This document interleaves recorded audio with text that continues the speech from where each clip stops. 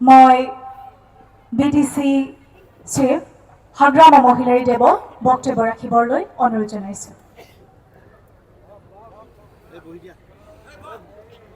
Hello नमस्कार। तो आज आमार ओदालगुरी जिल्लात प्रथमते ओदालगुरी टाउनत जेतु रेल लाइन क्रसिंग यार उपरत फ्लाईओभार बनवा और सेकेंड प्रग्राम हल इते आमार बडोलेण्ड काउन्सिलर जो मिनि सेक्रेटारिएट ये फाउंडेशन करा সেইখিনি দুটা কামটো হৈ গ'ল। তো আজি এই শুভ দিনত আমাৰ বিটিচিবাসী ৰাইজক সহায় কৰিবলৈ আগবাঢ়ি অহা আমাৰ অসমৰ মুখ্যমন্ত্ৰী ডক্টৰ হেমন্ত বিশ্ব শৰ্মা ডাঙৰীয়া আৰু আজিৰ এই শুভ দিনত আমাক বিটিচি ৰাইজক সহায় কৰিবলৈ আগবাঢ়ি অহা আমাৰ কেবিনেট মন্ত্ৰী জয়ন্ত মল্ল বৰুৱা ডাঙৰীয়া আৰু আমাৰ মাজবাট সমষ্টিৰ কেবিনেট মন্ত্ৰী আমাৰ শৰণ বড়ো ডাঙৰীয়া আৰু আমাৰ বডোলেণ্ড টেৰিটৰিয়েল কাউন্সিলৰ ডেপুটি চিফ ৰিহন दैमारी ডাঙৰীয়া আৰু আমাৰ ত্ৰিদীপ दैमारी ডাঙৰীয়া বডোলেণ্ড টেৰিটৰিয়েল কাউন্সিলৰ স্পীকাৰ আৰু আমাৰ প্ৰেছ মোছাহাৰী ডাঙৰীয়া এমচিএল আমাৰ শ্যামচুন্দী ডাঙৰীয়া আৰু উপস্থিত আমাৰ এই ওদালগুৰি অঞ্চলৰে সন্মানীয় ডিসি মহোদয় और अंचल सम्मानीय समाजकर्मी और सम्मानीय गार्जेन तो आज मुख्यमंत्री श्रीजुत डॉक्टर हेमंत विश्व शर्मा डांगरियाई निजर हाथेरे आमी बहुत बछৰৰ পৰা আহি বিচাৰি আছিলে যে ওদালগুৰি জিলাত এটা মিনি সেক্ৰেটাৰিয়েটৰ প্ৰয়োজন আৰু ওদালগুৰিত টাউনত মাজত যেটো ৰেল ক্ৰসিং ইয়াৰ ওপৰত ফ্লাইওভাৰৰ প্ৰয়োজন আছে সেইবিলাক বহুত বছৰৰ পৰা আমাৰ ওদালগুৰিবাসী ৰাইজে বিচাৰি আছিল। সঁচাকৈ আমাৰ মুখ্যমন্ত্ৰী ডাঙৰীয়াই আজি খুব ভাল এটা দিন লৈ পেলাই আমাৰ এই সমস্যাটো সমাধান কৰি দিবৰ কাৰণে আগবাঢ়ি আহিছে বা সমাধান হওয়ার পথতে আছে। এটা আরো বেশি সময় নালাগিব, 1 বছর 2 বছরের ভিতরতে শেষ হব বলে আমাক জনাইছে। তো এইটো আমার কারণে খুব ভাল দিন। মই বেশি সময় নলওঁ যেহেতু মই সদায় ওদালগুৰিত আহি আছে বা আমাক পিছলৈ পাব, সেইকাৰণে মই সময় ল'ব বিচৰা নাই। যেন হওক আজি যেটো এই ওদালগুৰিত দুটা কাৰ্যসূচী লৈ পেলাই যেটো प्रोग्राम ये खूब सुंदरके हार पथत आपनालोके जेनेके सहाय करिसे आमार এই ওদালগুৰিবাসী ৰাইজে आपनार সকলোকে আৰু একবাৰ ধন্যবাদ দি মই যিখিনি ওপেনিং যেটো বক্তব্য ইয়াতে সামৰিছো। থ্যাংক ইউ, ধন্যবাদ। এবাৰ অসমৰ সৰ্বাংগীন বিকাশৰ খনিকৰ মাননীয় মুখ্যমন্ত্ৰী ডক্টৰ হিমন্ত বিশ্ব শৰ্মা ডাঙৰীয়া ভাষণ ৰাখিবলৈ মই অনুৰোধ জনাইছো। আমাৰ সাংবাদিক সকল এটো ফালে আহি যাব নেকি, তেতিয়া ৰাইজে সকলোকে দেখা সকলোৰে খবৰ ভাল? ঠিক আছে।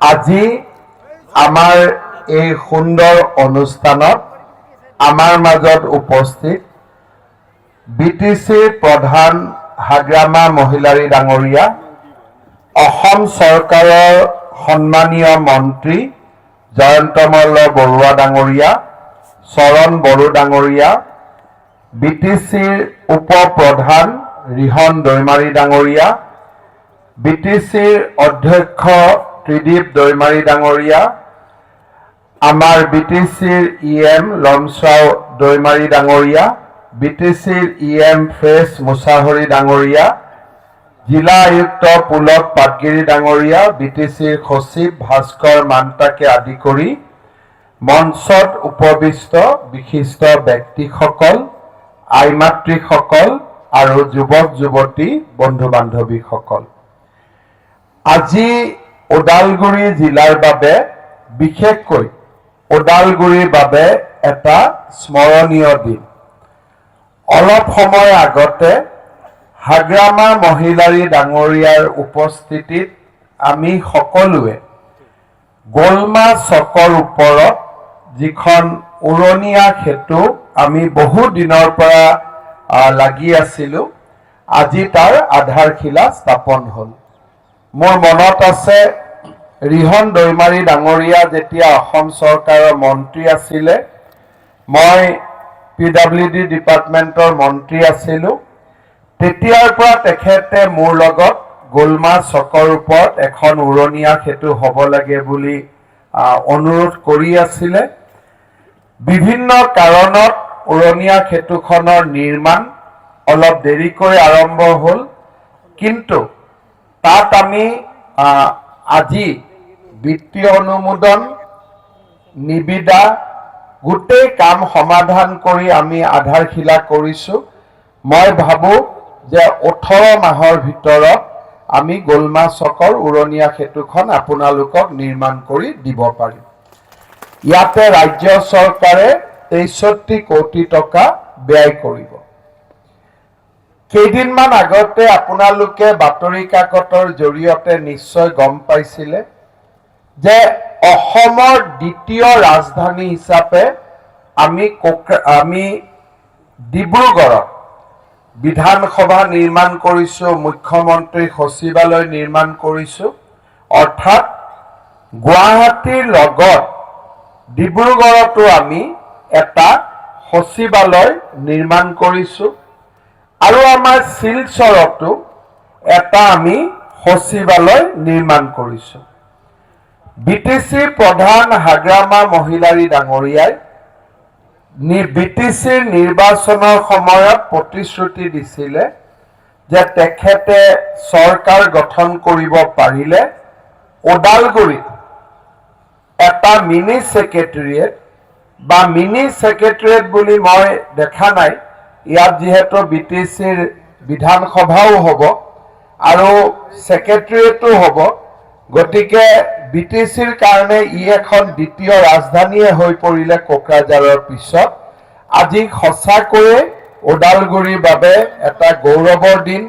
মই ওদালগুৰিৰ ৰাইজক অভিনন্দন জনাইছোঁ আৰু সকলোকে BTC প্ৰধান হাগ্ৰামা মহিলাৰীৰ এই সিদ্ধান্তৰ বাবে এটা ধুনীয়াকৈ হাত চাপৰি মাৰি সমৰ্থন কৰিবলৈ অনুৰোধ কৰিছোঁ।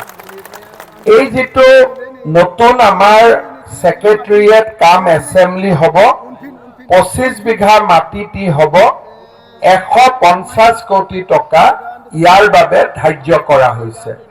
ইয়াত এটা ছেক্ৰেটেৰিয়েট থাকিব, বিধানসভা থাকিব, অতিথিশালা থাকিব, বিষয়া কৰ্মচাৰীৰ বাবে আৱাসগৃহ আৰু ইণ্টাৰনেল ৰাস্তা ঘাট, পাৰ্কিং এলেকা, বাউণ্ডৰী ৱাল আদিও নিৰ্মাণ হ'ব।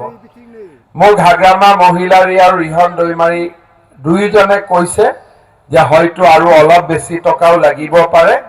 আমাৰ পুঁজিৰ বাবে কোনো অভাৱ নাই। ওদালগুৰিৰ বাবে এটা সুন্দৰ সম্পত্তি হওক, ওদালগুৰি আগবাঢ়ি যাওক, তাকে মই কামনা কৰোঁ। ওদালগুৰিখন সঁচাকৈ এখন সুন্দৰ জিলা, ইমান প্ৰাকৃতিক সৌন্দৰ্যৰ মাজত ইয়াত BTC ছেক্ৰেটেৰিয়েটে ওদালগুৰিৰ সৌন্দৰ্য আৰু শোভা বহু গুণে বৃদ্ধি কৰিব। এই প্ৰজেক্টটো যাতে সময়ত কমপ্লিট হয়, ৰাজ্য চৰকাৰে যি ধৰণে পাৰে সম্পূৰ্ণ ধৰণে সহায় কৰিব। টকা পইচাৰ পৰা আদি কৰি যি প্ৰয়োজন আমি গোটেই দিম, যাতে 2 বছৰৰ ভিতৰত এই প্ৰকল্পটোৰ কাম কমপ্লিট হৈ যাব পাৰে।